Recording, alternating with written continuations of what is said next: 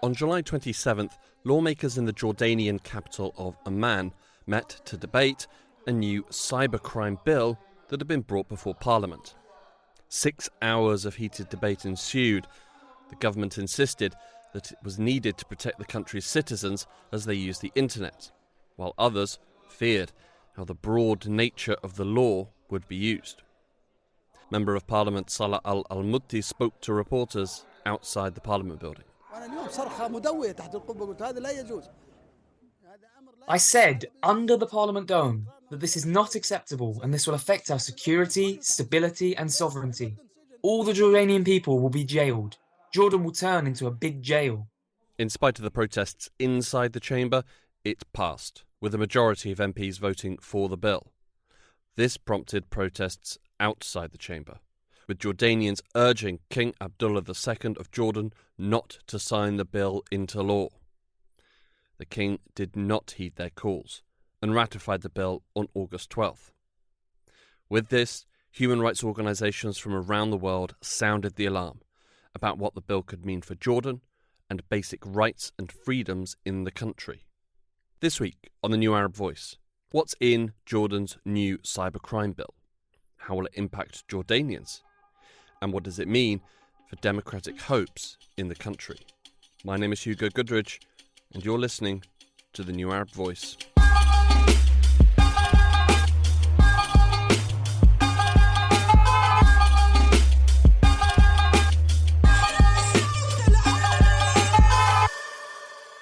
Perhaps the first point to make is that Jordan's new cybercrime bill is not actually new.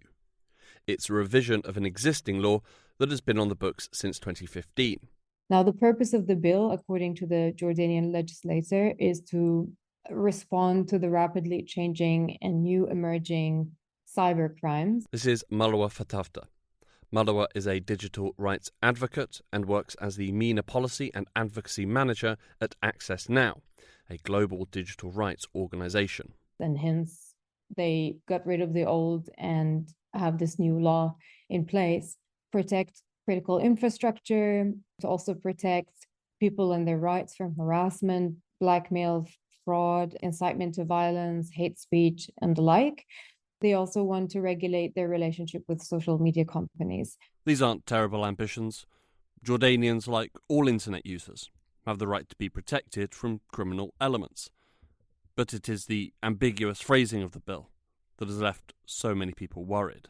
It criminalizes a lot of speech and activity based on elastic and vague terms. While the original 2015 bill had 41 articles, the most recent cybercrime bill has squeezed that down to just 15. So, for instance, the bill criminalizes the spread and the sharing of fake news. And again, who decides what fake news is in a non-democratic situations? It also criminalizes things like promoting, instigating, aiding, or inciting immorality.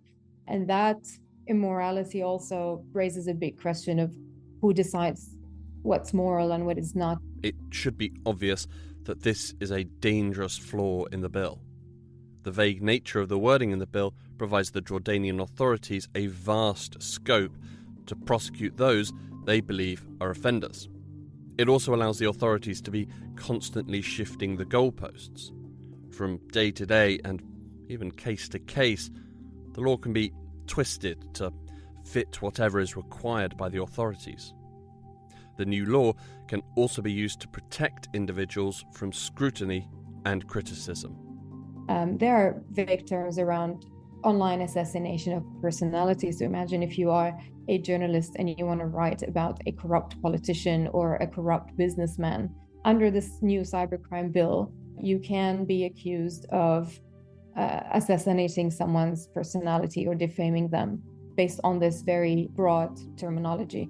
There's also things related to provoking strife or undermining national unity or spreading contempt for religions.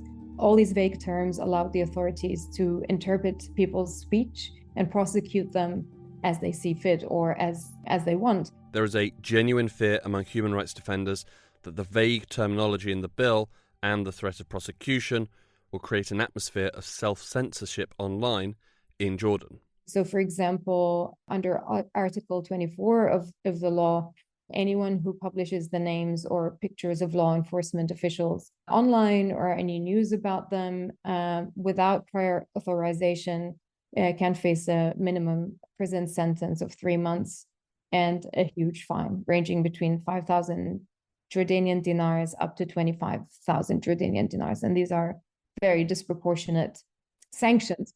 But it also means that you won't be, as a normal person or as an activist or a human rights organization or as a journalist, to be able to hold government or law enforcement officials accountable. And again, imagine a scenario, and that had happened in Jordan in the past, where people are protesting and also documenting police brutality or crackdown on protesters. I think under this bill, of course, such an act could potentially put you in danger, or you could be prosecuted for documenting or referring to any law enforcement official for any crime they've committed, or, for any human rights abuses that might have occurred. The new law will severely limit what content can be viewed and what Jordanians can say. Jordanians hoping to call out corruption or human rights abuses in the country will also face severe punishment. But in the 21st century, there are all manner of ways to hide your identity when online. You've probably seen adverts for tools that can help. They're known as virtual private networks, or VPNs. But with yet more broad language, these two are now outlawed. Essentially, what the bill does, it levies a penalty or a sanction of at least 6 months in prison or a fine for anyone who uses a VPN or a proxy or safe tools such as Tor in order to conceal their identity online and their IP address. So even though it doesn't directly criminalize or explicitly criminalize the use of VPNs, but the way it's worded, it effectively means that VPN's use in Jordan is now criminalized. So far, so terrible. But while the Jordanian state is seeking to further stamp its authority on online spaces, it is still private enterprises and companies that have the ownership of these platforms. Well, the government in Amman thought of that as well.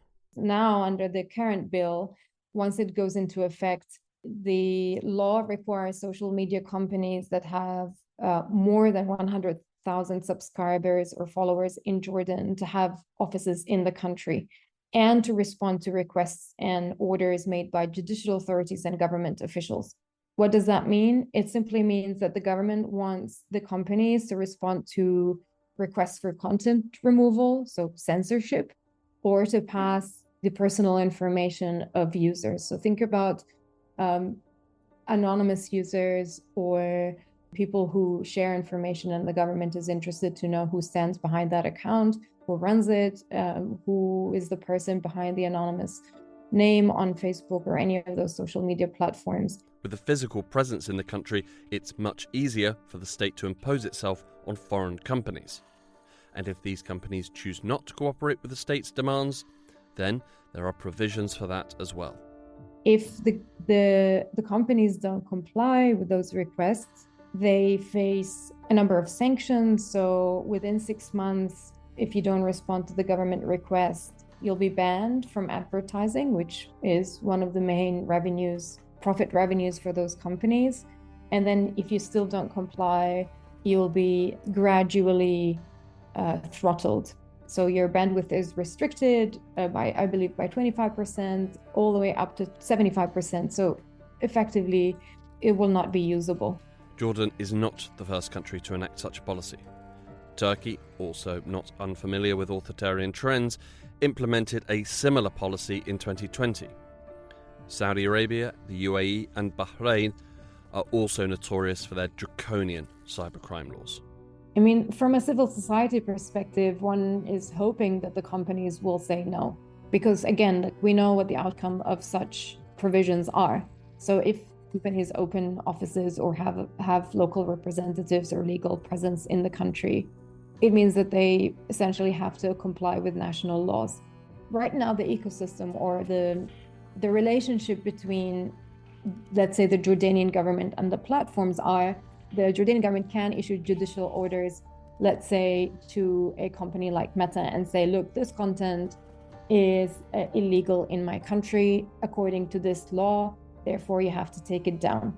Now, companies don't necessarily have to comply. Sometimes they do, but sometimes they would say, well, this is actually violates human rights and therefore we can't abide, or we won't comply with their request. For social media users, they have to rely on the good moral compass of tech billionaires to protect the sensitive data that end users put on their platforms.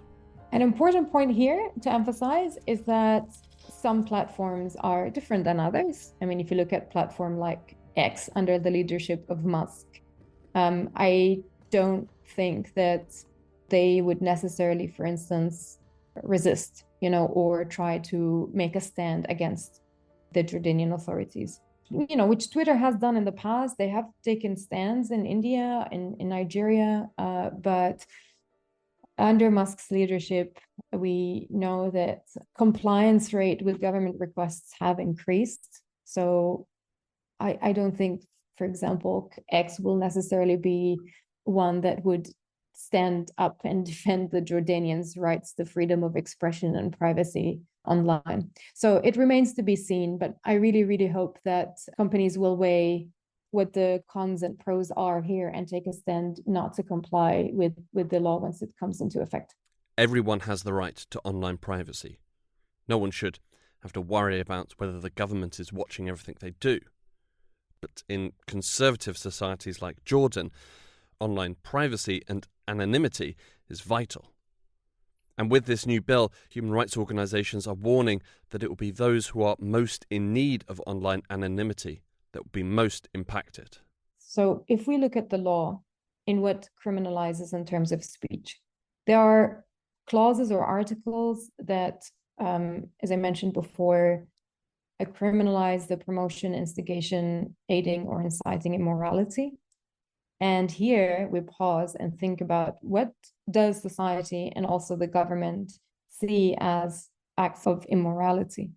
It could be feminist movements, it could be LGBTQ communities, it could be anyone who takes basically a stand against social norms or political norms in the country. And so from that perspective, I think feminists, queers, LGBT communities will be disproportionately and negatively impacted by this law. All of this is happening in a context where increasingly these groups find themselves under attack, and the law can definitely be weaponized to target and prosecute individuals for their activism or for simply existing as they are, for their sexual and gender identities. The recently adopted cybercrime bill will give the government and King Abdullah the opportunity to suppress any online dissent. But why? Why is the king seeking such extraordinary and far-reaching powers?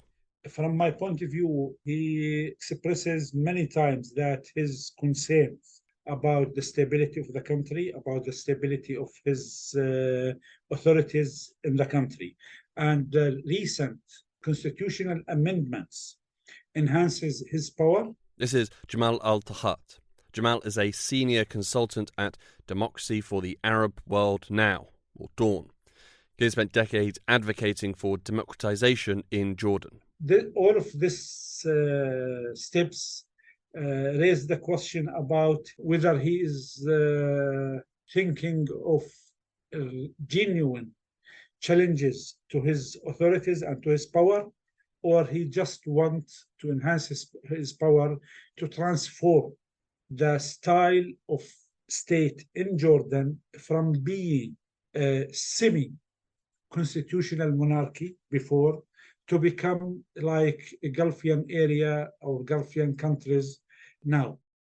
Royal family members by constitution were forbidden from doing or from being engaged in any public issues in the public sphere. But with the recent amendments and with the recent practice, actually, members of the royal family They became involved in business via special organizations that endorsed by royal decrees, laws and royal decrees. And this actually, the shift and the violation of the Article 26 from the Constitution for the king to rely more on his family, this means a real shift in the form of the state, the power equation in the society in general. As Jamal sees it, there are two possible, or should that be probable, lines of thought. King Abdullah is concerned about the security of his position at the top of the country and seeks to secure it for the future. And additionally, having spent recent years centralising power around him and his family, he only ever wants more power and the trappings that come with his position. In recent years, the King of Jordan has utilised the police and the courts to persecute his opponents and civil society activists. In April of this year, at least 150 activists, journalists, teachers, and former members of parliament were arrested to prevent them from taking part in protests. In 2022, mass arrests were conducted to prevent a teachers' syndicate sit-in at the Ministry of Education. And there was, of course, the highly publicised arrest of King Abdullah's brother, Prince Hamza. He was accused of plotting a coup against the king, although little to no solid evidence was ever presented for this. The recent changes to the cybercrime law could be further efforts by the state to suppress and contain dissent.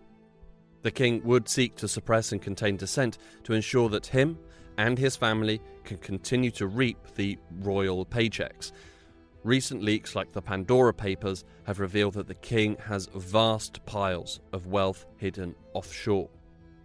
Additionally, members of the royal family have been put at the head of a host of civil society organisations that are supported by vast foreign aid and lack the transparency that really should exist. Jordanians start raising this question: what is going on and why those people dominate this amount of resources, financial and economic resources, and why they practice power in this way. More people became, let me call it, overtly and publicly saying or mentioning this, criticizing this. And from my point of view, Jordanians are not indifferent towards this transformation or towards this change in power structure. They are not indifferent. They are concerned about that, and more they do have critical opinion towards this shift of power structure. The system of monarchy is not unique to Jordan. In the Gulf, they're the norm. But there is a careful balance struck. The ruling monarch says, I will share with you wealth from natural resources. You'll have roads and hospitals and international events and ludicrously tall buildings. And in return, you'll keep your complaints to an absolute minimum. And if you're still not happy, maybe prison will convince you otherwise. This is not a bargain that can be made in Jordan.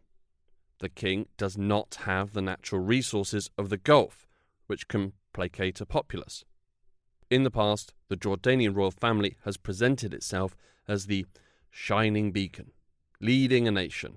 If we compare Jordan now to Jordan 50 years ago, Jordan society 50 years ago, state was the major outlet for modernization.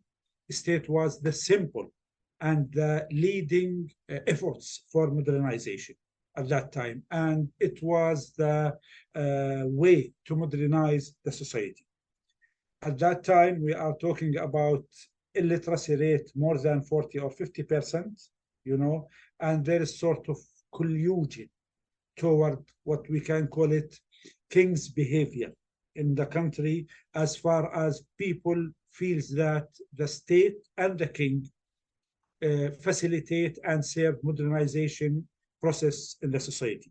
With instant online access to a wealth of global knowledge, Jordanians no longer need a monarch to guide the way to modernity. Likely is, particularly among the youth of the country, they already know more than the 61-year-old monarch about modern life. And if they don't, then there's probably a TikTok video they can watch about it. The royal family and the king lost its opportunity to keep claiming that he is the solo path for modernization.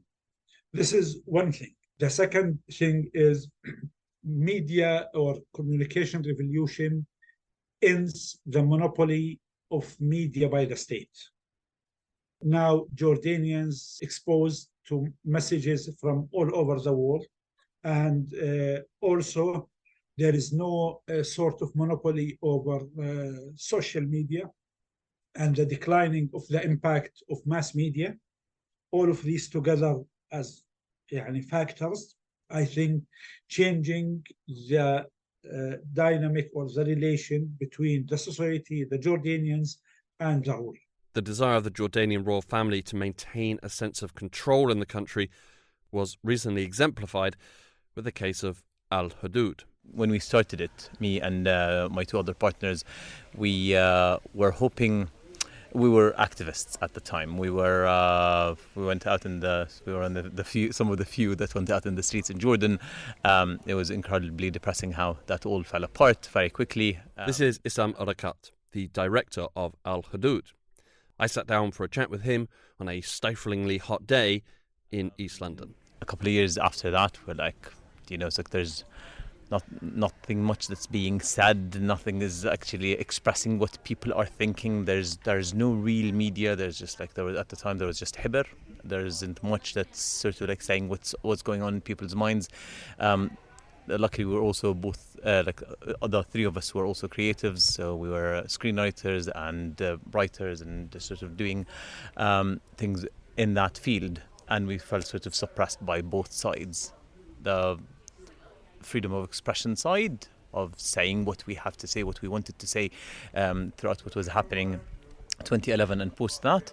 With friends, Issam started Al-Hudud, a popular website which delivers some of the region's most cutting and humorous satire. If you've never heard of Al-Hudud, it's similar to the US publication The Onion, but about the Middle East and North Africa. Recent headlines have included Erdogan and MBS signed counter-journalism agreement, or meet the two presidential candidates that will not end the presidential vacuum in Lebanon. You get the idea. So throughout the 10 years that we've been working, we sort of pushed lines slowly. We've been, dare I say, smart about it, and sort of just pushed a little bit of the lines wherever we saw it was appropriate at the time. When we first started, we're like, okay, we can't mention anyone by name. We can't do this, we can't do that, we can't do that, we can't do that, because they'll get you sort of instantly. But we sort of pushed the lines slowly until we, by a few years ago, were saying whatever we wanted, whatever we felt needed to be said. And in terms of offence, causing however necessary offence needed to get the point across. So that was our offence line. We don't mind offending as long as there is a point to it, basically. However, it would appear that recently they pushed the line in Jordan a bit too much. There's no communication. The most important way of holding people back is by not drawing a clear line and by not communicating with you until they properly do. So since there was no way, because none of the team is in Jordan, I can say that, let's say, there was no one for them to actually go after, and therefore there was no announcement of our blocking or anything. We just woke up one day and we saw in the comments from our readers that we can't access your website anymore. The blocking of Al-Hudud was quickly condemned as censorship and an attack on freedom of expression. The non-profit organisation PEN America said the Jordanian government's blocking of the satirical website demonstrates thin-skinned intolerance, not a commitment to free expression. Jordanian authorities should reverse this act of censorship. In the absence of an official reason for the blocking, it was speculated that it was in retaliation to the outlet's coverage of the recent Jordanian royal wedding. The Jordanian government has launched a campaign for the royal wedding. "Be happy, dog," read one headline. While another jibed, "Where did the prince get all this money to cover the cost of the wedding?" I asked Issam if getting blocked in Jordan is an indicator of success.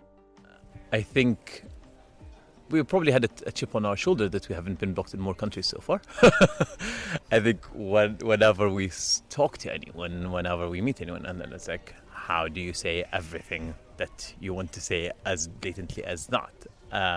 When we tell people that we're actually not blocked, people are really shocked. Like whenever you tell someone from a country that they were not blocked in other countries, they're like that's not possible. So we felt that maybe we were lacking something at that point, that we should be doing more. But at the same time, I think it goes back to what I was saying earlier. It's in a way might be seen as a positive thing in terms of us, I think, confusing a lot of whoever would be blocking us.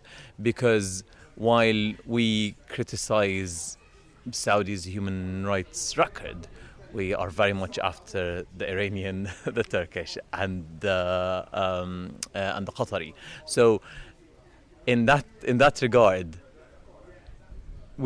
I think we ended up not being seen as the enemy, because we weren't. It was very obvious that we weren't working for a side towards another, as most media in the region operates, as it's like this is the apparatus, this is what the goal of media is, to work against others. So I think Issam explained that he believes Al Hudud was blocked in Jordan because Jordan wants to show that it can block websites.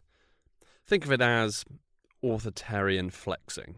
I think it's just about, like, that is the problem with the majority of countries in the region. There isn't anything that you're depending on as, it's like I could do this or I could do that. It's just as simple as they could do whatever they want, whenever they want, because it's either that they can make the laws as they are now that supports whatever they're doing as quote-unquote constitutional, or they could just not do that and do whatever they want and leave you in jail for 40 years without a charge, like it's happening in Syria. So like it's like obviously not comparable in a lot of ways, but like, you know, it just goes back to them being able to do whatever they want to do, and that is, I think, the most dangerous thing. Freedom of speech in Jordan is on the decline. Critical opinions of the ruling royal family are not welcome. The Freedom House Index, that reports every year on political rights and civil liberties around the world, gave Jordan a score of just 33 out of 100. And by Issam's estimation, things are getting worse. I felt like until, say, the obvious line of 2011,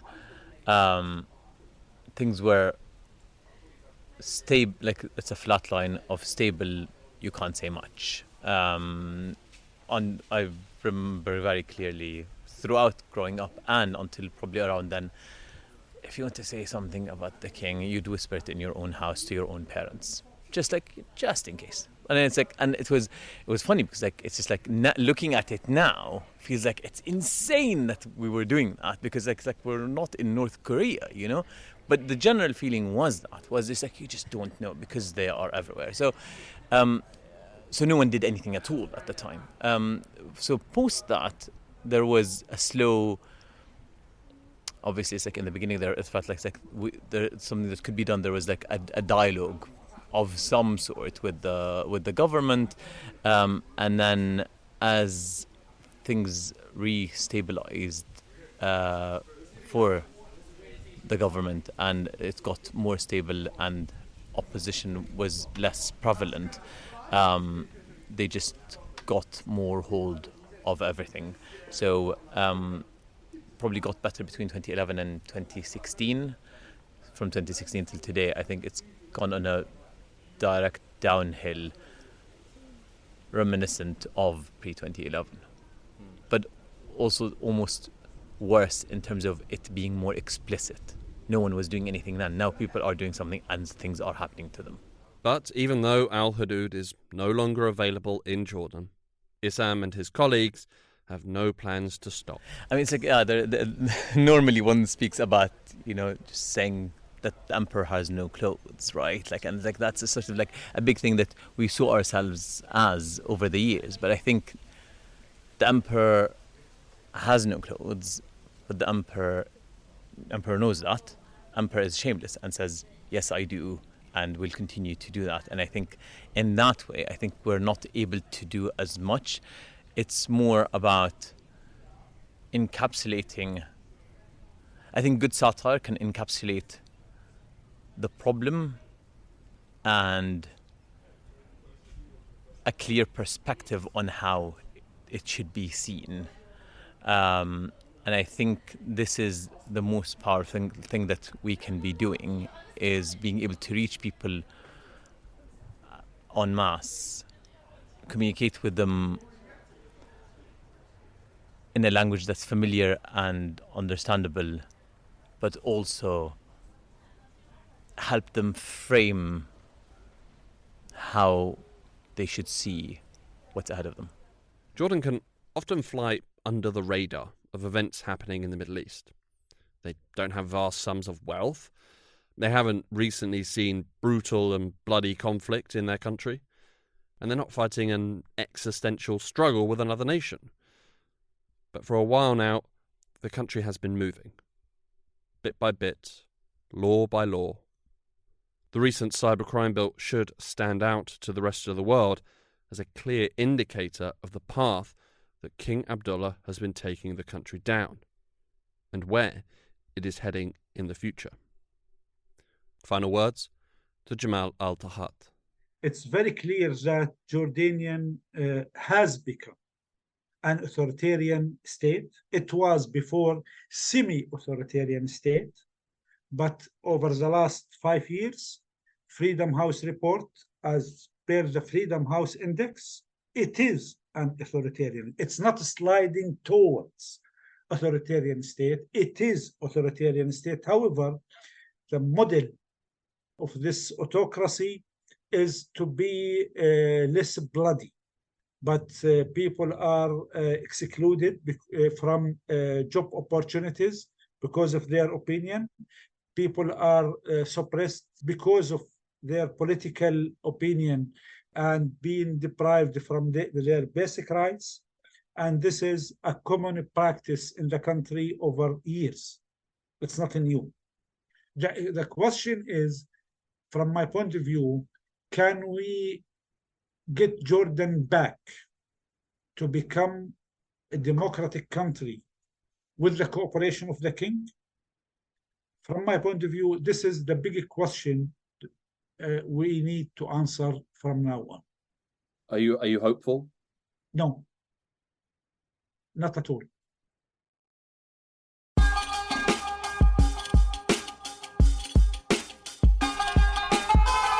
This episode of The New Arab Voice was written and produced by me, Hugo Goodridge. Our theme music was by Omar El Phil. The New Arab Voice will be back next week. Until then, you can find all our previous episodes on all major podcast platforms. You can also check out our Instagram page and Twitter account, both at The New Arab Voice, for additional content. We also have a weekly newsletter, which you can sign up for. Find the link in the show notes. You can subscribe to the podcast so you never miss an episode. And you can also rate and review, which helps us spread the word. Don't forget to follow The New Arab on Facebook, Twitter and Instagram for all the latest news, analysis and opinion from the region.